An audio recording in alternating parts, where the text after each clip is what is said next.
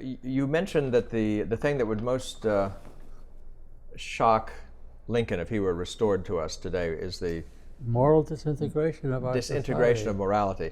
Now, I wonder if we could talk a little bit about the causes of that. Certainly. Especially given that,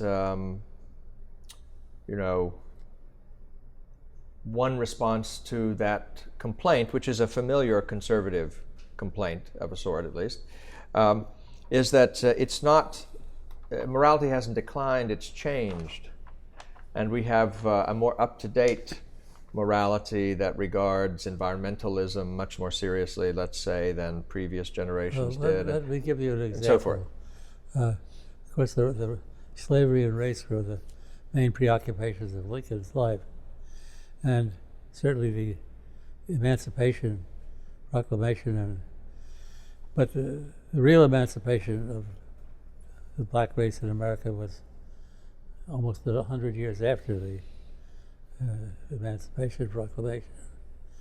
And the Civil Rights Movement, led by Martin Luther King, had a great deal of very wonderful about it. But it wouldn't have succeeded had there not been a 14th Amendment, because Martin King, when he went to jail for violating state laws, he was obeying the Constitution and his jailers were violating it. So civil disobedience was to that extent at least, constitutionally yes. Faithful. Yes. But with the passage of the 64 and 65 Civil Rights Act, everything constitutionally necessary, at least, had been accomplished. Although there was a great deal about having to live together with the new arrangements. But almost immediately after the Civil Rights Movement had succeeded, it turned into its negation, the Black Power movement. Mm-hmm. Now, why is that a negation of civil rights? Civil rights were rights of individual human persons who were American citizens. And the Constitution speaks often and always about human persons who have these rights, which the federal government is designed to reinforce and to protect. Mm-hmm. And these human persons are to be identified, to use Martin Luther King's own words, more by the content of their character than by the color of their skin. Mm-hmm. This made the color of their skin foremost, which is reversing the very meaning of the civil rights movement and the leadership of what had been the civil rights movement. People like Jesse Jackson and even Thurgood Marshall had been a constitutional civil rights man until after the passage of the 64 and 65 Acts. Thurgood Marshall, you say? Thurgood Marshall, Mm-hmm. yeah. But Marshall's position wasn't it that the original Constitution was a racist document redeemed only by the Civil War amendments, and that the Declaration was suspiciously reactionary too. That you needed the Civil War, post-Civil War developments to turn what had been an immoral, deeply immoral country into finally a moral one, or one on the way to morality, at least. Well, I don't know Thurgood Marshall that well, although I do remember when he was at one of Bob Goldman's Chicago conferences, mm-hmm. and a group of young Straussians surrounded him during one of the breaks, and we were pumping him, and he was asked the question of, how far is the civil rights movement going to go?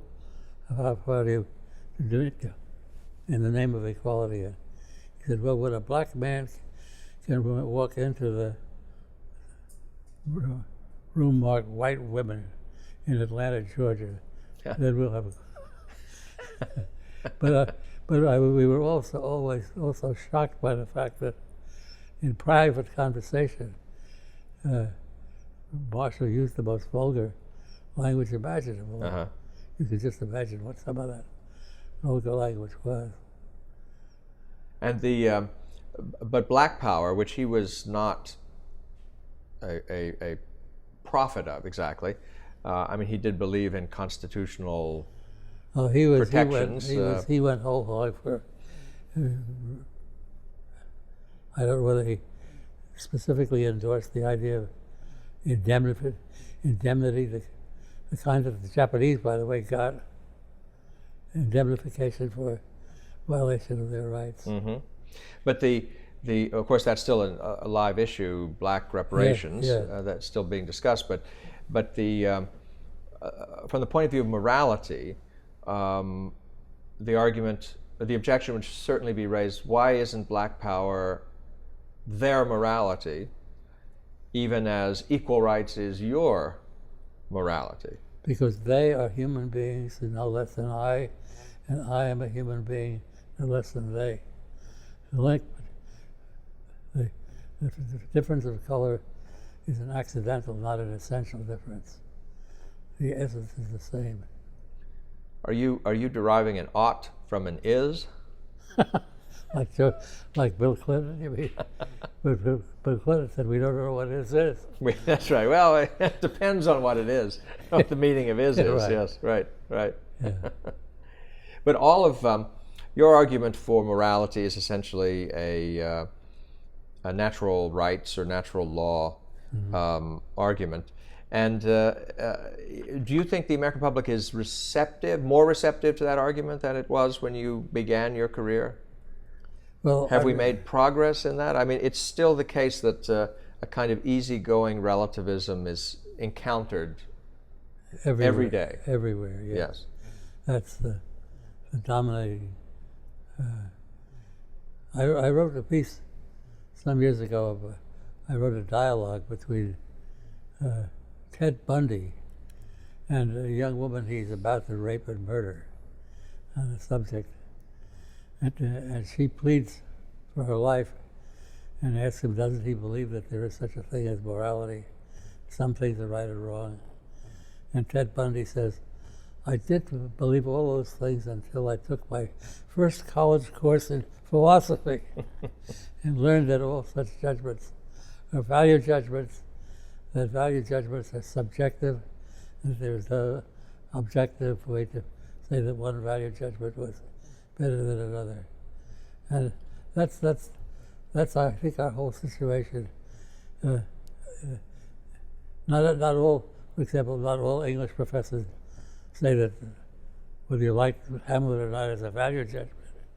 But the acceptance of this Weberian or Nietzschean view of morality is merely subjective. And the triumph of this subjectivism is shown by the fact that almost everybody, from the presidents and Hillary Clinton up to today, we've got to get them to accept our values, without realizing that by calling a moral principle a value, you were saying that it is subjective, not objective. It can't be the subject of education. It can't be the subject of learning, using reason to discover the difference between right and wrong.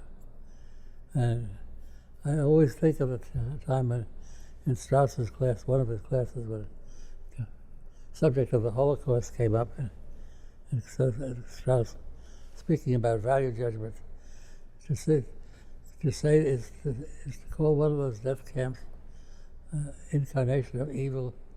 Is that subjective? How can you really think that? And of course, nobody can really think it. But the Holocaust was a great moral. Did his class agree with him? You always agreed with Strauss in his class, not because you were. But if his position is, if his argument is correct, it points to the fact that the distinction between facts and values is not so abrupt or radical as today's philosophers would have you believe. Well, today nobody says that facts are objective and values are subjective. The facts are just as subjective as the values. And that's where we leave relativism for nihilism. It's any distinction between them just disappears. Yes.